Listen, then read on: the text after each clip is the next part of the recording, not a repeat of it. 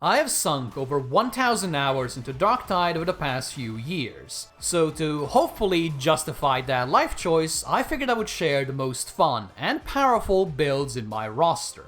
These aren't designed for the highest levels of Havoc, but if you're looking for builds that can comfortably carry you through just about everything else, and with a bit of style, you're in the right place. Greetings and welcome friends, I'm Ash, and this is the Arbitrator build I kept coming back to. It hits hard, it's tanky as hell, and it can yank teammates out of total disaster. With a shock maul, shield, and shotgun combo, it is the quintessential Arbiter loadout. You bust into a room, stun everything in sight, and then mop up before the heretics even know what hit them. You'll want to play aggressively with this one, run into hordes, tie up elites, and generally make yourself the prime target. Between your bash, your shield slam, your dog's explosion, and just raw stagger, you can lock down even squads of elites. Just make sure to keep moving. There's always going to be one cheeky bastard that just doesn't get stunned. Damage-wise, it's very simple. You have a frankly stupid amount of armor-piercing power. So, do a heavy attack every couple of seconds to keep your damage buff rolling, and then simply spam light attacks, even on crushers. Headshots will absolutely melt them. Your loyal doggo is very good at disrupting crowds or picking off ranged specials, but do not rely on them for anything urgent. If something needs to die right now, just whip out the Agrippina shotgun. With slug rounds, it is one of the best snipers in the game, and even if you miss, the 12 follow-up shots will still turn most enemies into a very fine red mist. As a little tip, do not get too comfy behind your shield. Blocking is very useful for bosses and ranged enemies, but against melee swarms it'll get you boxed in very quickly. Dodging and swinging is a far safer option. After all, stunned or dead heretics cannot really hit back. And that is pretty much it. It's a high impact build with just the right mix of control, carnage, and flavor. So whether you're new to the game or just want to bully some cultists, this one is a banger. The veteran build is the problem solver. This is the one I default to when I want to drag the team to the finishing line even if they're kicking and screaming the whole way there. It hands out a constant supply of temporary health, erases specials without even breaking a sweat, and dices through massive hordes within seconds. Unlike the Arbitrator, this one's all about staying aware of your surroundings. You are not here to brawl, you're here to scan the battlefield and delete the threats that actually matter. In my experience, most runs end due to specials separating the group and picking people off. And as luck would have it, you have the perfect counter, the revolver. It is quick to swap to, it hits like a truck even at long range, and thanks to the always prepared talent, you're almost never going to have to reload. Just bonk a few enemies in melee and bullets will magically reappear the next time you draw it. So as the saying goes, the Emperor provides. The more specials you drop, the faster your voice of command will come back. So scream often and loudly, as the health boost really is massive. So massive in fact that I am genuinely shocked it hasn't been nerfed yet. When the specials dry up, swap to your trusty combat axe and aim at head height.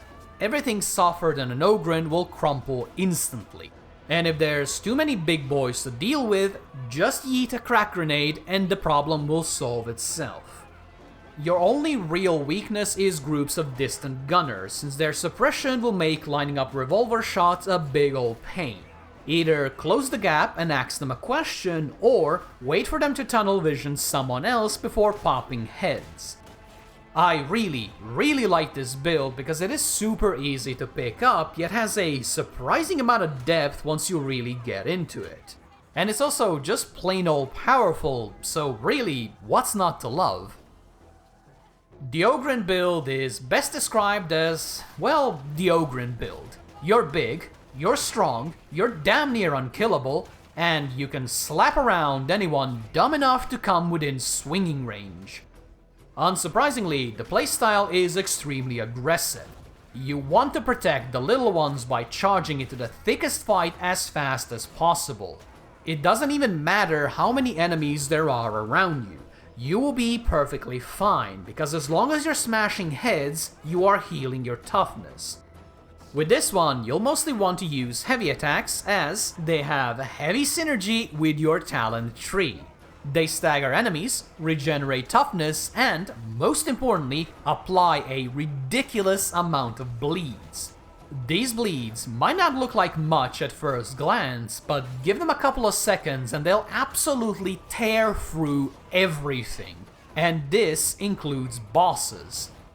If you ever run into a swarm of gunners, Ogyrn's natural predators, just smash that charge button and get up close and personal as quickly as you can. You might lose a little bit of health closing the gap, but that is a small price to pay for the privilege of tearing those cowards limb from limb. Your actual weakness, however, is disabling specials. Your gun hits like a truck and can kill most of them without a problem, but much like every other Ogyrn weapon, it is slow and very clumsy to bring out. So unless you want to die to a single trapper like some sort of a chump, it is best to buddy up with one of your teammates that might otherwise struggle with hordes. This is easily the simplest of all of my builds, but do not let that fool you. It is fun, it is powerful, and it'll make you feel like an unstoppable juggernaut of an Ogyrn. The Psyker build is the most ranged focused out of the bunch, and its role is best described as the trash cleaner.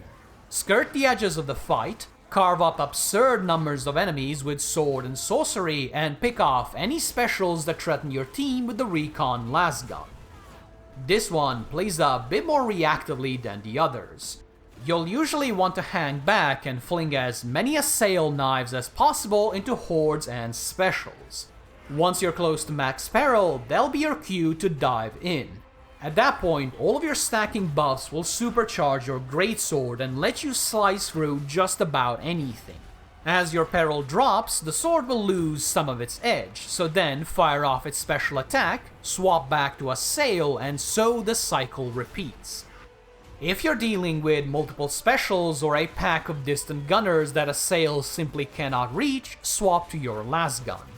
This bad boy hits hard, fires fast, has a massive magazine, and barely requires any ammo as long as you don't waste it on hordes.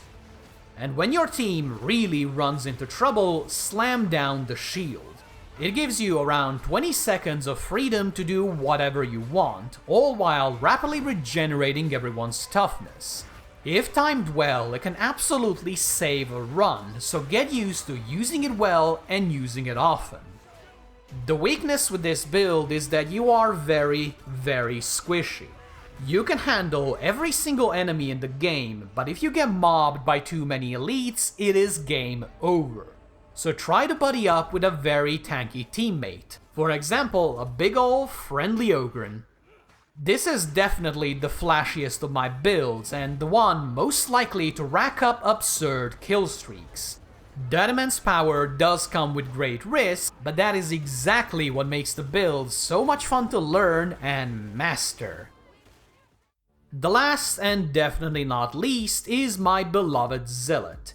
This build is fast-paced, hypermobile, brutally effective at every stage of the game, and, most importantly, it lets you swing a gigantic sword while screaming about the Emperor.